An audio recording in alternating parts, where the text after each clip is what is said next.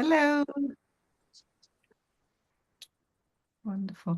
Are you going to publish the recording? It will be recorded and it will be uploaded to our YouTube channel, I think. Wonderful. If you send me the link, because some people were asking. Yes, definitely. I'll send you the link after it's uploaded. Thank you.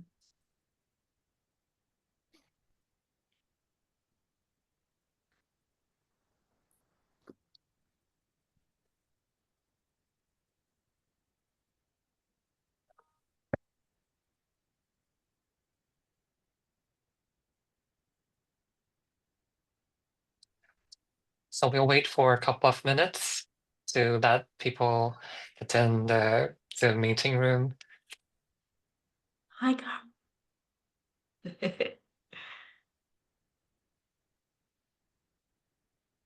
Are you still in Edinburgh? I know I'm back in Taiwan now. Yes. Just back from Edinburgh this week, actually. The cold is not for us. No. Definitely not for us I people will. from subtropical countries. Yeah. It's a special kind of cold. Yeah, it snowed when I arrived in Edinburgh, actually. And I heard it's quite rare. Wow. I'm just going to say a hello to Anne-Marie Rafferty. Hello. Wow. We have a very esteemed academic here. Mm, I don't know if she can hear me. Anne-Marie, can you hear me? I'm so glad. Wow, how wonderful. Anne-Marie. I can never remember if it's Dame Professor or Professor Dame, but anyway, she's here. It's so lovely to see you and everyone else. So wait for 2 more minutes and we'll start at um, in 2 minutes.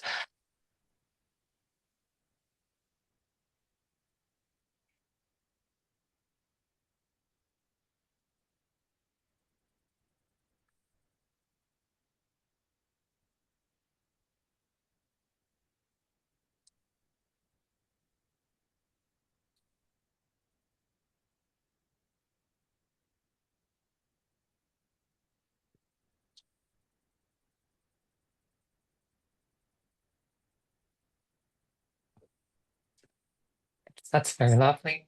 Just put in the chat that where you're from.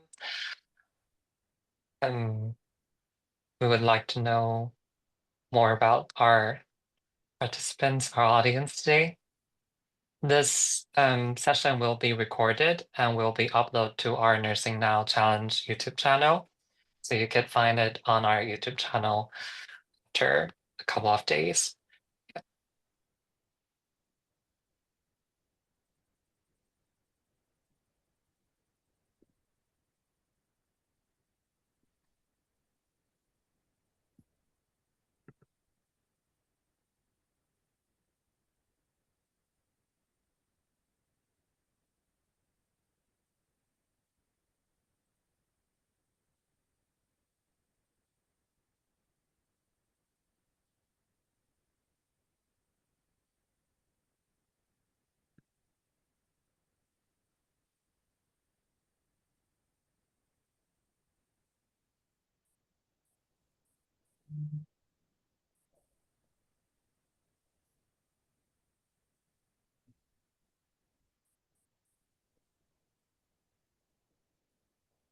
All right, very lovely. I see a lot of new faces and people that we met before.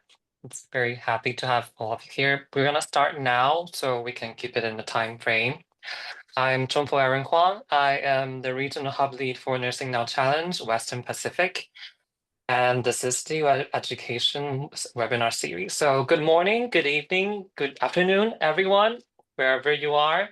It is an absolute honor to welcome you all today to this webinar, part of a series I designed with a particular focus on empowering early career nurses and nursing students in the Western Pacific region and beyond. Our shared goal here is to cultivate a broader perspective on nursing and education, one that reaches beyond traditional paradigms to explore the deeper, often less visible dimensions of our profession. This series is not just about learning objectives. It's about redefining how we approach education in nursing. It's about fostering a sense of agency among students, empowering them to feel like co-creators in their learning journey.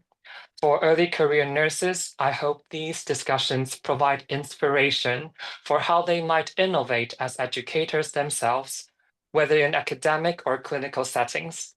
Today, we have the privilege of hearing from an extraordinary thinker and researcher whose work embodies the principle of creativity, empathy, and innovation. Let me introduce you to Dr. Tatiana Kami, Associate Professor at Aalborg University, Denmark, where she chairs education innovation. Dr. Kami's work lies at the fascinating intersection of artistic learning and creative processes.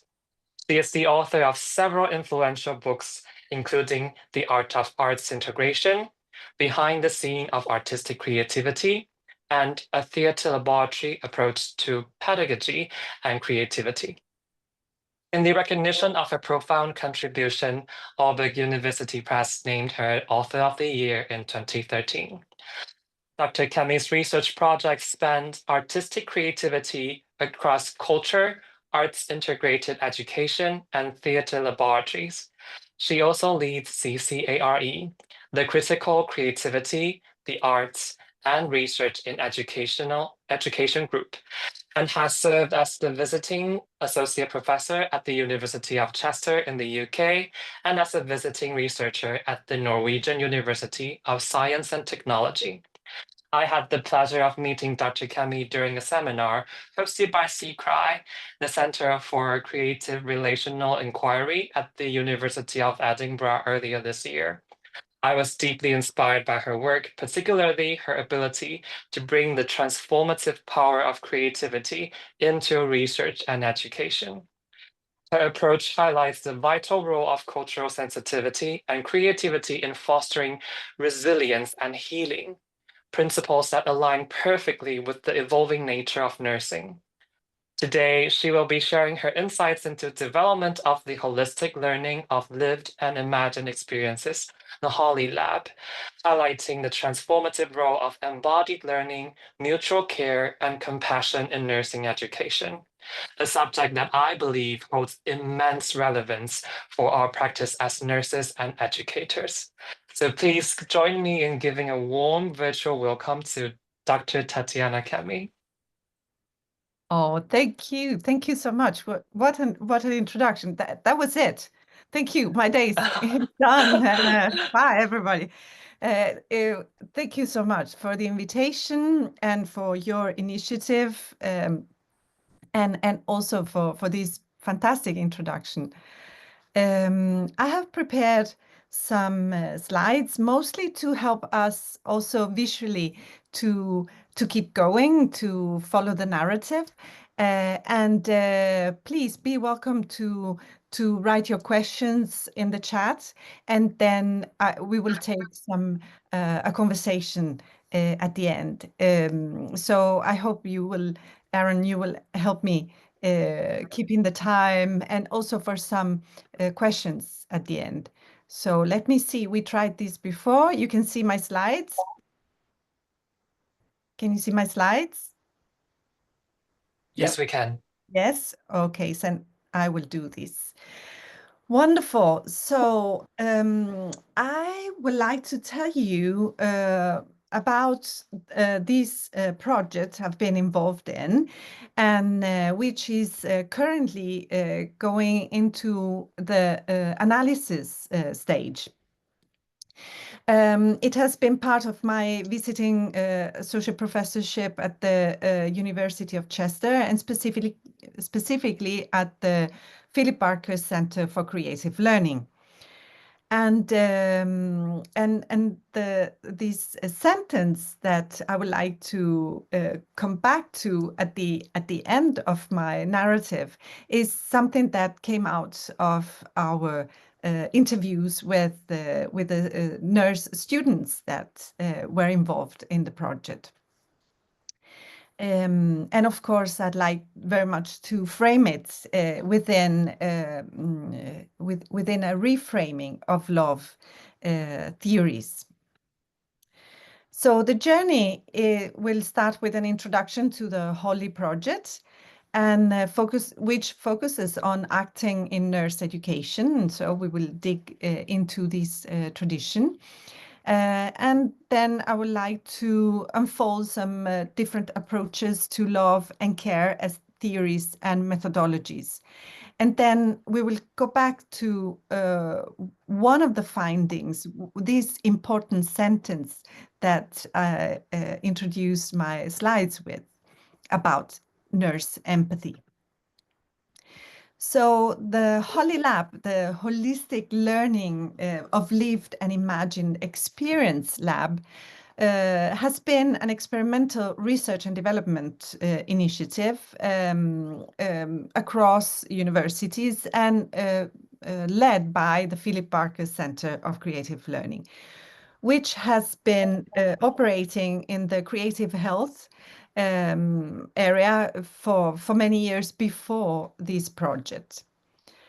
And something that you need to know also about me is that I come from theater studies originally, and then I've been working cross-disciplinary. When I hear an initiative based on lived and imagined experience, then I immediately think of theater, because this is what theater and performance is about working, researching, expressing through the experiences we have been through, but also the ones we envision and imagine. So let me see if this.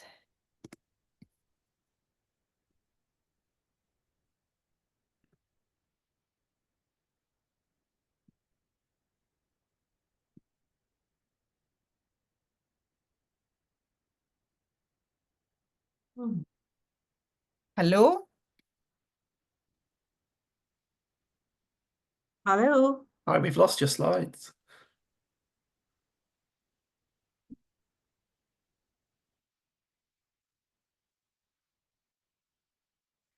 Tiana, can you hear us? I think we lost the connection. I think we've lost the connection, but hopefully she will reappear. If we just can hang on.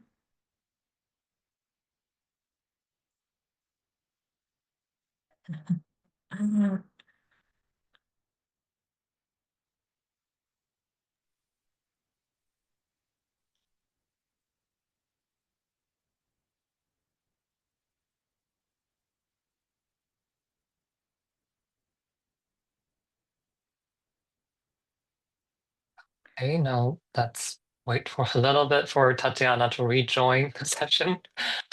Yes, yes, she should be able to hopefully rejoin us. Yeah. It was just about to get interesting. What we were all waiting for. Hopefully she'll come back. Wouldn't that be a brilliant webinar? A presentation just there and then snatch it away. Next week for more. She is here, back again. Hi, Tatiana. Hello. Sorry, Hi. everything froze and crashed down. Okay, we can see you now. Okay. You can see me, and I will go back to my slides. So how far did we go? When did you lost me? Around slide 3, I think. Yeah, here, right? Yes, yes. And I was telling about my background in theater studies and how I wondered about this learning in a lived and imagined experience, which for me is theater. And then digging into the literature about training, nurse training, the simulation tradition came out very, very strongly. And actually, one of the purposes of the University of Chester, the nursing education, was to address how the difficulty that educators had to involving, really engaging and involving the students in simulation. It was important for nurses to train the skills, but they really didn't like it. And also another problem was how to scale up the simulation sessions, and also how to address the lack of placement hours and yeah, agreements. So the project became very much focused on simulation, and literature about simulation in healthcare and healthcare education is vast, but mostly is looking at more or less immersive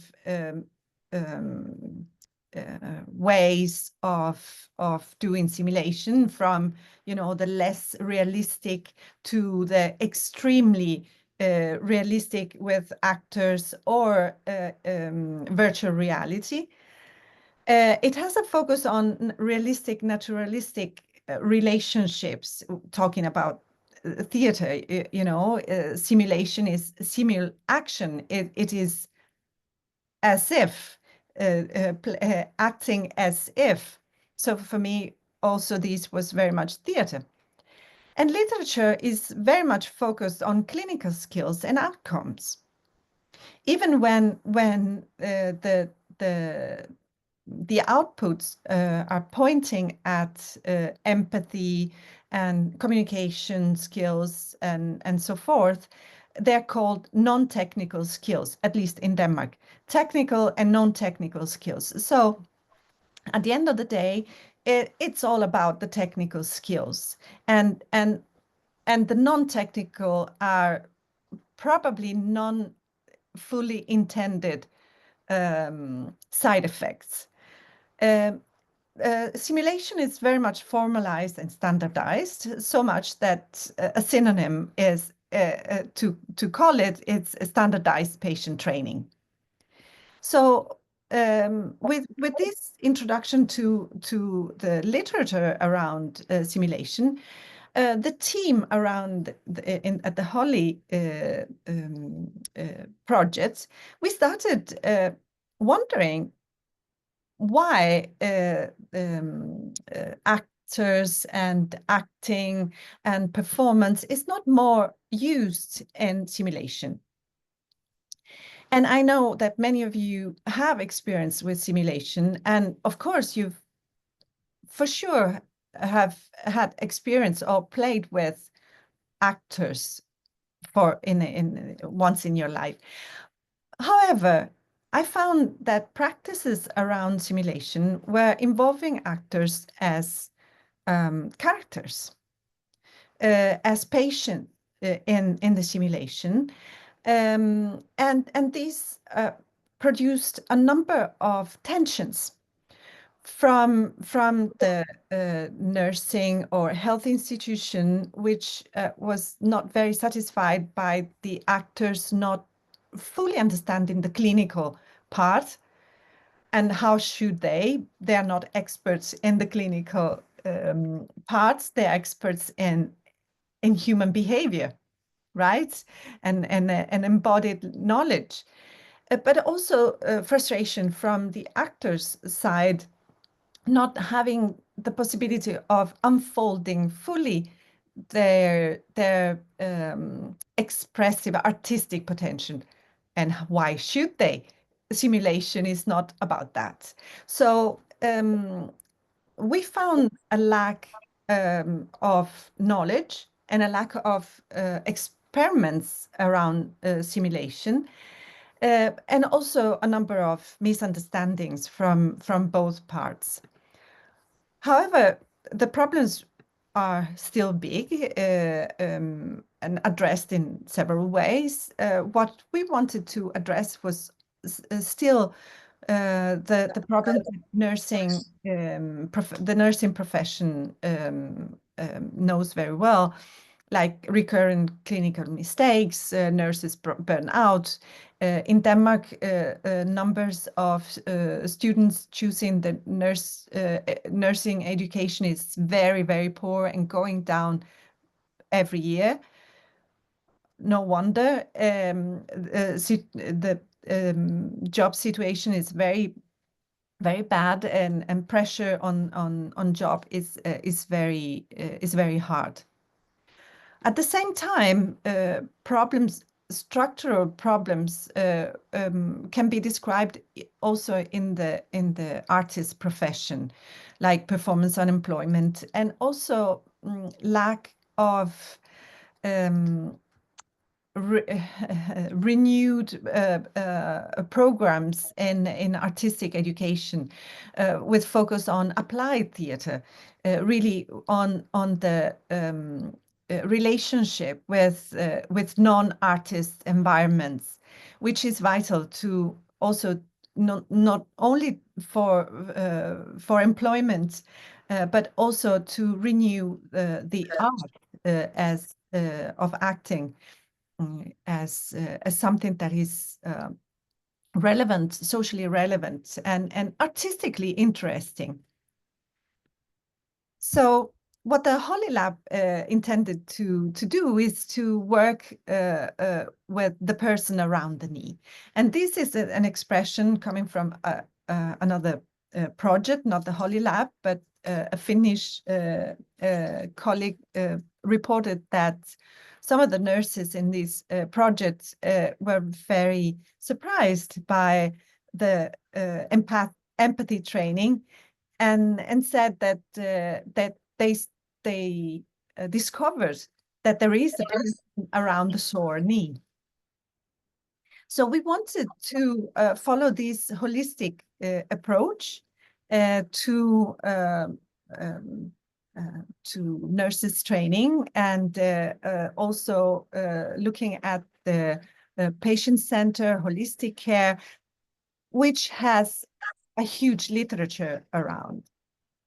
And we wanted to do it in an original way, something that is not very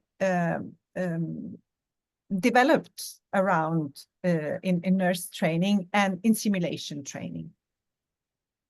We wanted to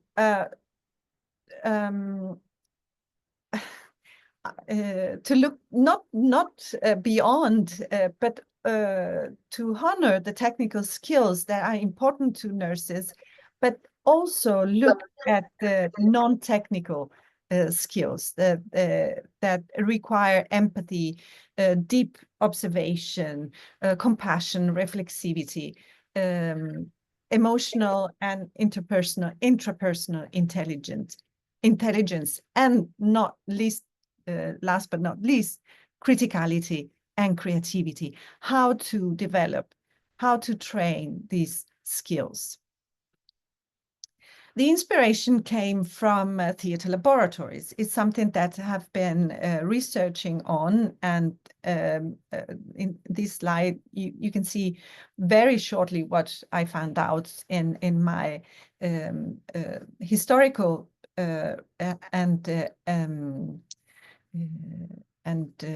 field research. Of course, I've been looking at a specific theater laboratory and a very international group based in Denmark, the Odin Theater. And I've been looking at also how the theater laboratories unfold. And theater laboratories are the reason we experience acting as we do at the moment, all the Hollywood acting and the realistic acting, because some actors really left the theater shows and started experimenting in laboratories. So I was looking at the common traits of these laboratories, and what I found out is that there is a place, a distinctive place. There is always a group, a team, an ensemble, a theater ensemble.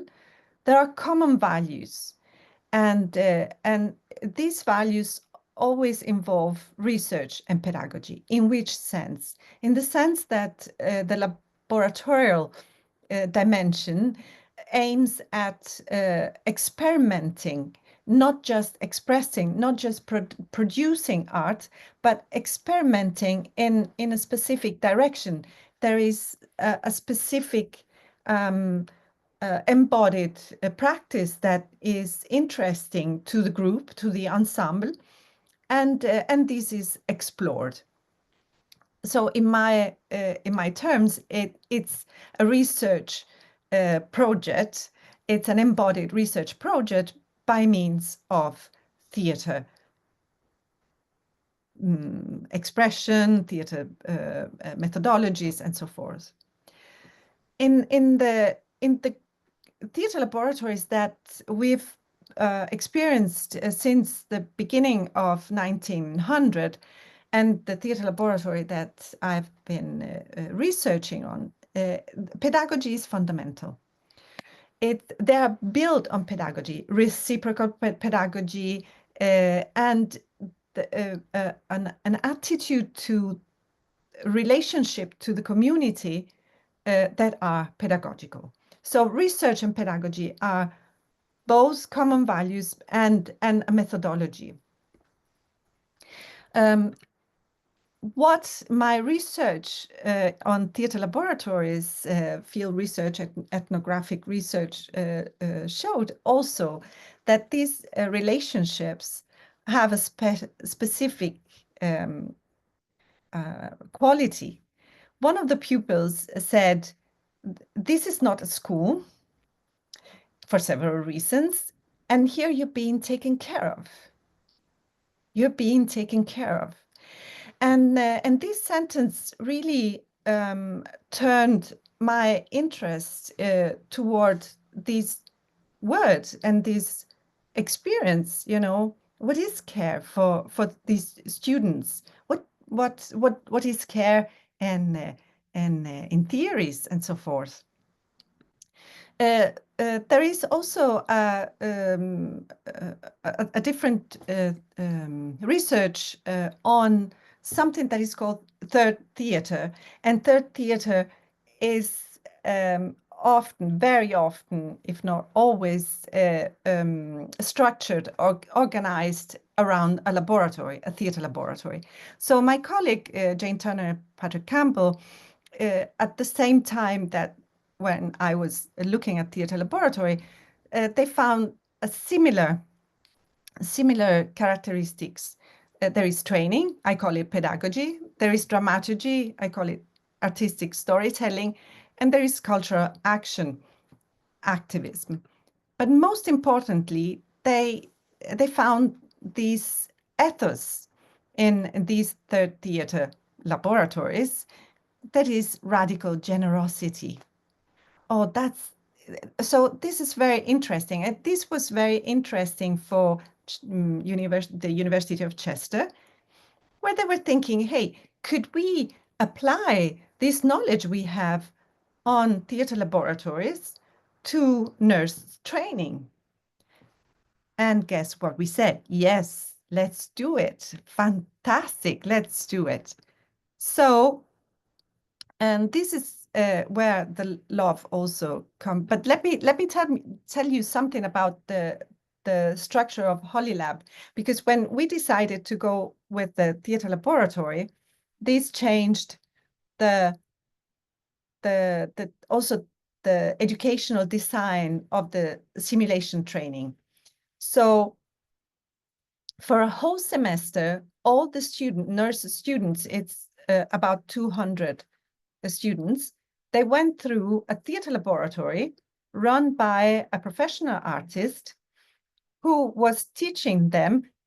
So a whole week from 9 to 5 and the professional actor was teaching them acting skills, not to perform, but to investigate about their identity as a nurse, to learn embodied communication and communication skills, to learn storytelling and empathic communication with patients. So we did a lot of playful exercises around, but always constantly relevant to the profession of nursing. So this was the training they went through, and as I said, we are analyzing the interviews and the field notes, and it has been fantastic, a journey. Where does love come into the picture?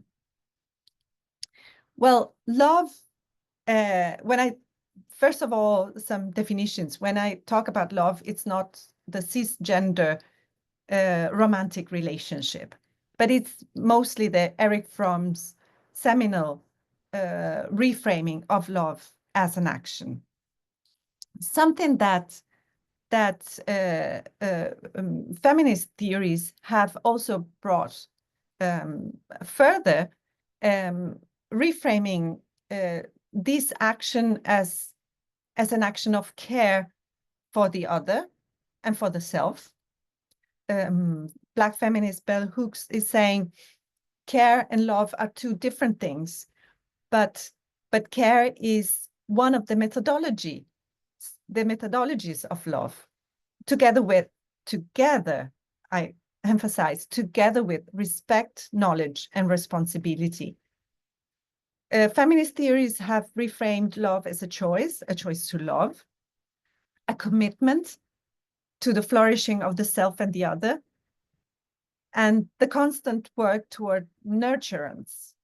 Isn't it beautiful? These the metaphors, they're beautiful. They're like organic, like a garden, the flowering, the flower blossoming, and the water nurturing, the soil nurturing, this flourishing. And it's the ability to care for another in a manner that enhances the other's well-being. And I add, whatever and whomever the other is. So, and you know, from nursing, I'm sure you're familiar with the ethics of care. And if we look at what Jim Tronto is saying, you know, defining care as the activities we do to remain, continue, and repair our world so that we may leave it as well as possible. This is a fantastic statement of well-being, like world well-being, and the repair, which is pointing at the healing and reciprocal healing. I emphasize also the reciprocality. And, you know, Tronto is doing these distinctions, caring about, for, and caregiving, and care receiving. And what we explored in the lab is very much the reciprocality and the reciprocal action of giving and taking. And when I'm saying this, I'm also thinking critically to the ethos of the gift. It's a beautiful idea, but gifts have been given to cultures without being welcome and gifting something to someone could be the care for, I care for you. Please, you must take my gift, my intention is good. However, the reciprocality might open up to a different metaphor than the gift. And I've, in my latest book, I've written about the barter, which is also a methodology of third theater and theater laboratories. What is the barter? It's the reciprocal gifting, no matter what one is giving. And this reframes the patient or the care receiver as someone who can always give back care in the form of a smile or attention or a candy or poetry or a song or something. So what's love got to do with it? We should sing this one. And what is it? What is it? And I would say the practice. What's love got to do with it, with the practice of acting, the practice of nursing, the practice of education, and I would say everything. As this photo, a beautiful artistic photo shows, it's all about relationships. And actually this beautiful art is quite biologically correct in the sense that we truly connect in very strong ways, in embodied ways. So reframing love as an action and as a practice implies at least these 4 points, which can have a huge consequence for us as educators and as carers. Actions of love aim at exposing injustice. It's the ethos of love. It's critical. It practices criticality. So, for instance, the idealization, the gendered idealization of the women's role in care is reframed and criticized. Love as a practice is an exercise of creativity. How about that? Because love becomes a generative force behind all living beings. It's the potenza, is this power, the vital power behind all living beings. Imagination becomes activist because it's not only about envisioning a future. As Paulo Freire would say, it's also about doing change, right? We envision the future, but we try to make it real for us. And it's all about the responsibility, the ability to respond. So love as a transformational force, demanding this reciprocal accountability for nurturing. And you might also consider the words we use around love, falling in love or growing in love. What are these metaphors that we're using, the language that is making our world? So going back, and I have the last 2 slides and a little exercise, thinking, reflection exercise for you, and then we will open to questions and conversations. So going back to what the Holly participants said, it's very interesting, and we can write a book only on this sentence, right? Because one of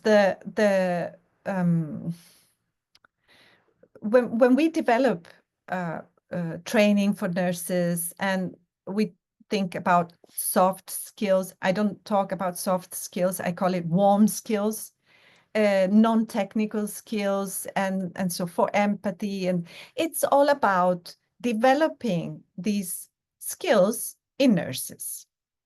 So we asked them, so in which way this laboratory helped you develop empathy? And this is the answer we received, which is fantastic. Empathy, but we don't need empathy. We have it already. Of course, dear interviewer, I wouldn't be a nurse if I didn't have empathy, right? I wouldn't be a doctor. I wouldn't be an educator if I didn't have empathy and a deep love and interest for other human beings. So, however, and what they said after, it's really interesting, and I would like to bring it to you and unfinished as it is at the moment. As I said, we are looking at it. However, the work with actors helped us too. And what they said is, and this is my interpretation of what they said, it helped them build readiness to respond to concrete human relationships. One student reached out after the laboratory, and after he experienced some critical events in the ward, and he wrote back to the actor, excited, sharing that he felt much more ready. He felt much more ready for these events in the ward, because the training with actors was as if it was real, right? It was as if it was real. So his body recognized it as a real experience he already had, even though in the acting training, this was safely playful. So it helped build readiness to, and some others who didn't experience the ward, they reported that they felt more ready to enter in this task. It helped seeing the other in new ways, and the other is both the patient and the nurse, the colleague, because we all professions, we depend on each other, but in health, you fully depend on your team. You may lose a patient if you don't trust each other. So it's teamwork. It's absolutely crucial, and this work helped them seeing the human behind the role. It helped explore their own body, how their body is reacting, moving, expressing, communicating in non-verbally, and they in this area they truly received some small controlled shock because they truly realized how unintentionally threatening their communication could feel, could be, how stress in the ward, in the job, can let you forget that communication is quite central. They said that they became even more aware of the ways in which they are empathic and act empathically, and this is not a little thing. This is not a little thing, because this enhances actions that are actually explicitly empathic, and also in their own role and identity as a nurse, as an empathic nurse. This has been truly moving and intense in this. And so they managed to put words to their empathic disposition, but I would say also to their own identity as nurses. So having said that, one question that I would like to start with, also sharing with you, what, given that the care of the other, for the other, with the other, is about flourishing and nurturing, what kind of garden will you want to cultivate in your practice and your profession, as nurses, as educators, or as actors? Yes, thank you so much. And I hope to address some questions.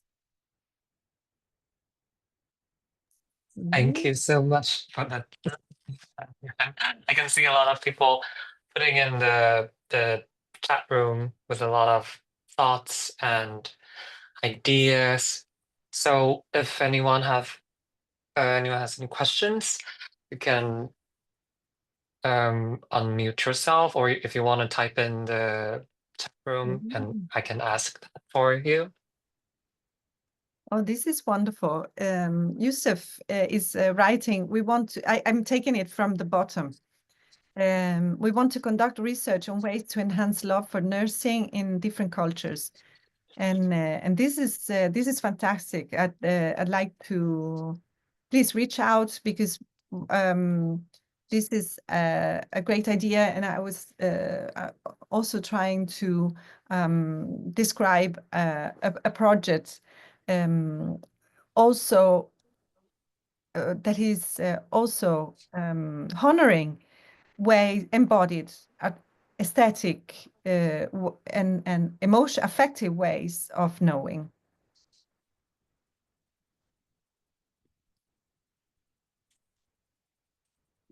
Yes, this is very lovely. I think as nurses, especially where if it's nursing students or early career nurses, we were told to care with love, but how? And to be honest, what is love? What is love as an action? So this is a very informative session. I can see Carl.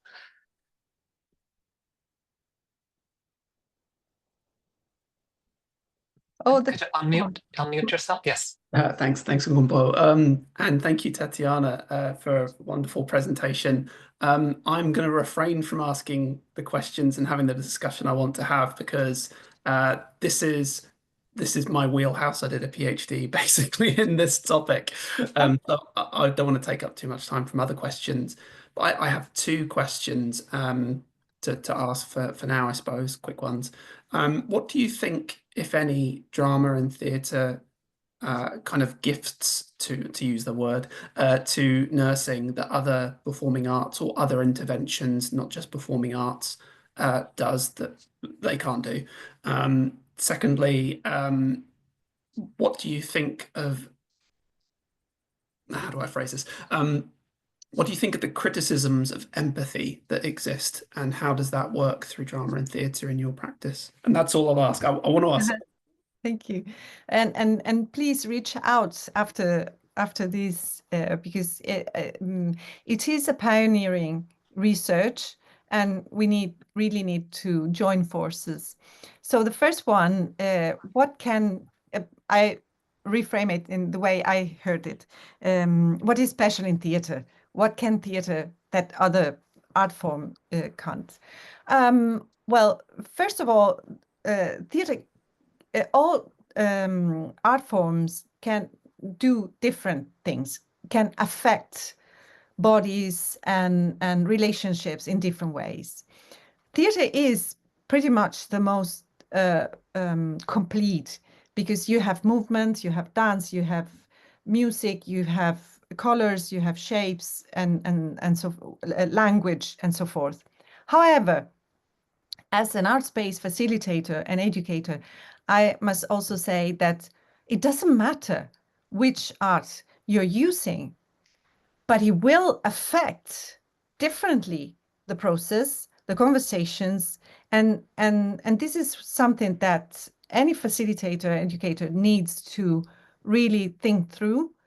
It doesn't matter what you're doing. You could do sport, but what matters is the framing, how this is relevant to the students, and so forth. And because I will tell this an anecdote because it will come in our research. What the students were amazed about was that how relevant this was to very concretely to their studies and their profession. And they said they reported having being part of a creative health initiative, which they hated. They hated. And what the facilitators did was to have them sing in a choir for 6 weeks and perform for the patients. Everything is wrong in what in this case because it was not relevant. Nobody made it relevant for them. Not so it's not wrong. The choir singing in itself, choir singing is fantastic, but in which ways was this relevant to the nursing? Nobody explained it to them. Nobody made the threads back and forth. It was a really long session, and then it was focused on the performance instead of the practice and the process. So I hope that I gave you a reply. And the other one was the critique of empathy. You're thinking in a special direction. What in nursing? In general forms, I suppose the criticism of empathy being a potential pathway for manipulation, for a potential Oh yeah, for okay, discrimination, yeah. so on and so forth. Yes, because I was thinking there are many ways into the critique of empathy, and one is, for instance, that nurses and health professionals, they need to um, um, protect themselves from involvement with the patient, and in order to cope and so forth. And the other, as you're mentioning. And it makes me smile because I'm an educator, and I've also done research necessarily on emotions and the role of emotions for learning. And empathy is an emotion. You can call it even a social emotion because it's what binds us together. And we can't not have them. We can't not have emotions or empathic reactions. We don't have simply this switch on and off. What we can do is to train a readiness, the ability to respond, the ability to cope with, and not cope in a sense, in a neoliberalist way, but in order to make sense. That's why the reflexivity is so important, which is part of one's identity, right? So you cannot switch on and off. We don't have this, unfortunately, this button. And I would be, as a patient, I would be really, really sorry to be met without empathy by any profession, and especially in health. One more thing, this training, empathy and communication skills, team skills are fundamental also for clinical skills.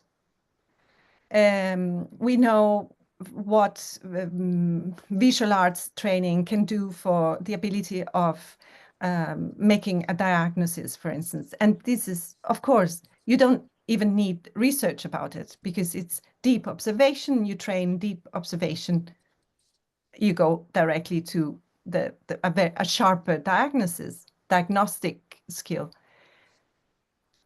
But if you don't build, and I mean, you are the experts, you can tell me, if you don't build trust with a patient, the patient will not be disposed to tell the whole story, to tell about her own life, which can lead you to a better diagnosis and strategy, healing strategy.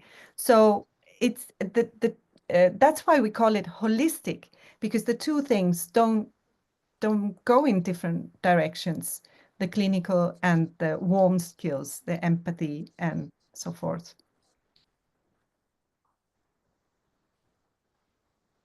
Words of wisdom. This is just music to my ears. So now there's a question in the chat room from Mita. I hope I'm pronouncing it right. So how can this project reach all state?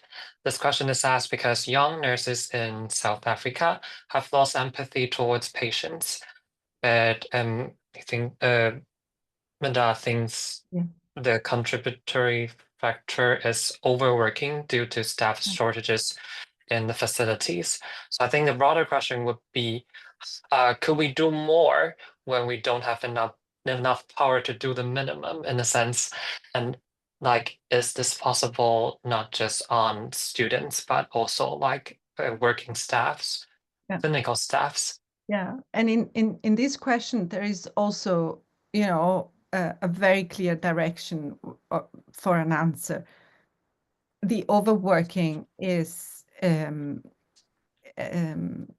not coherent with empathy because it takes time. It takes time to establish a relationship, and this is what actors and actors training can really make people and bodies realize. It takes time to establish trust. It takes time to be aware of your movements, of your breath, your voice, your energy. And if you are overworked, tired, you don't have time for reflection, then there will not be any learning. One of my gurus, theory gurus, is John Dewey, the famous philosopher. And he's famous for having said learning by doing, experience-based learning. However, he never said that. And what he actually said, it's learning by doing and undergoing. You learn from the experience and you're changed by the experience. And how do you know that? Through reflection.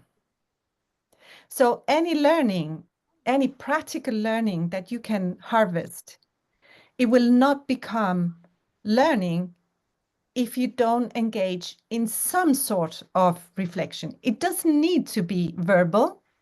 It doesn't need to be cognitive.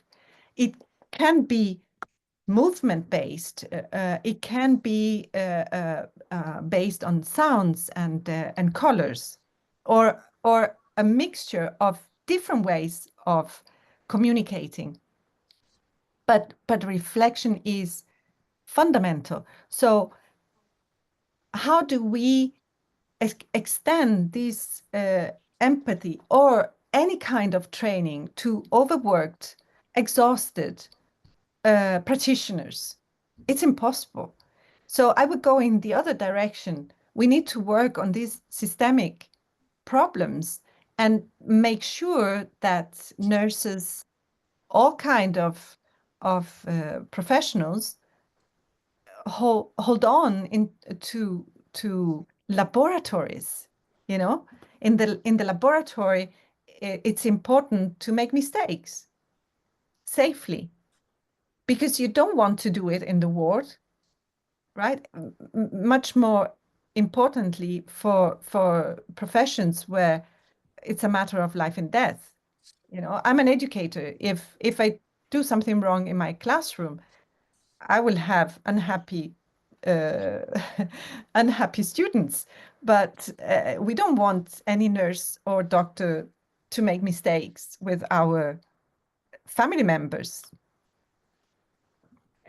We're a little bit running out of time, but yeah, I can see one more question. So the one last question from Hayam. Can we force others to utilize such approach if they don't see the improvements in numbers or quantities? Can we measure the impact of empathy/love in nursing practice? Oh, this is a beautiful question. Thank you so much. And Sorry, I'm very critical sorry about for that. I think there's another question before. I'm sorry, Dr. Titiana. I was asking about the measurements, or what we call it inequality, the cost effectiveness. Some administrator, and I was thinking about the challenges, and from my just short experience, if we don't show people how this approach made better than the other, and so thank you. I was just going to the question before. Thank you so much. No, thank you for the question. Very, very important and relevant. And my very short reply, it's more direction into investigations. And it's twofold. The first is we need, as practitioners, we need, and researchers, we really need to pedagogically teach our organizations that the logic of numbers and cost effectiveness is not necessarily what we need to use. There are a number of different methodologies. We need to expand and break this hierarchy of knowledge. You know, it's all about the money. It's about the people. And the second is, I am sure if we do cost effectiveness research, and some research is made, it's not so much in my area, but I'm aware of numbers.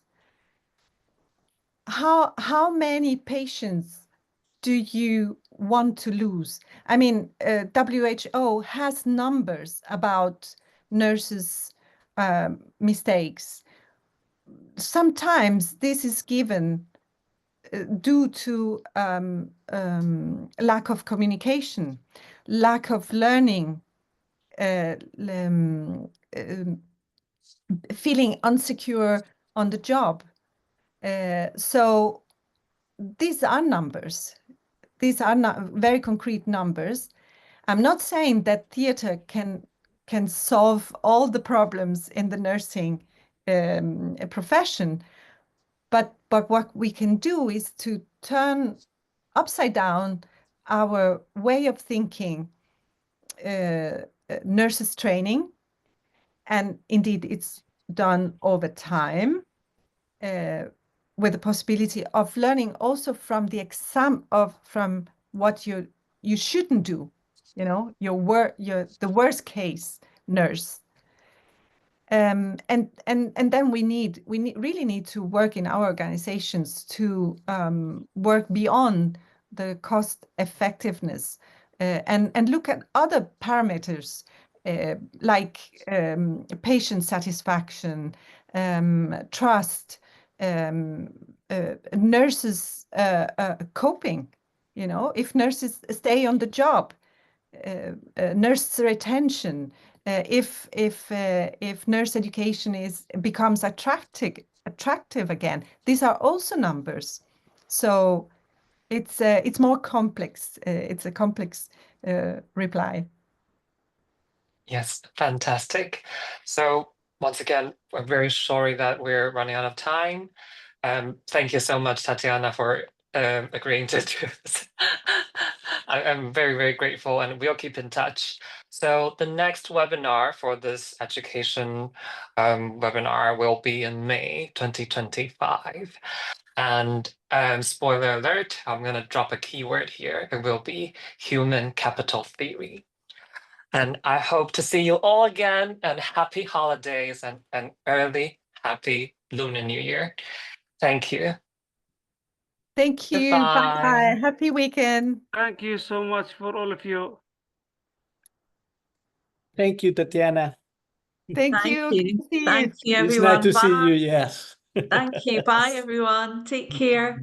Bye. Bye.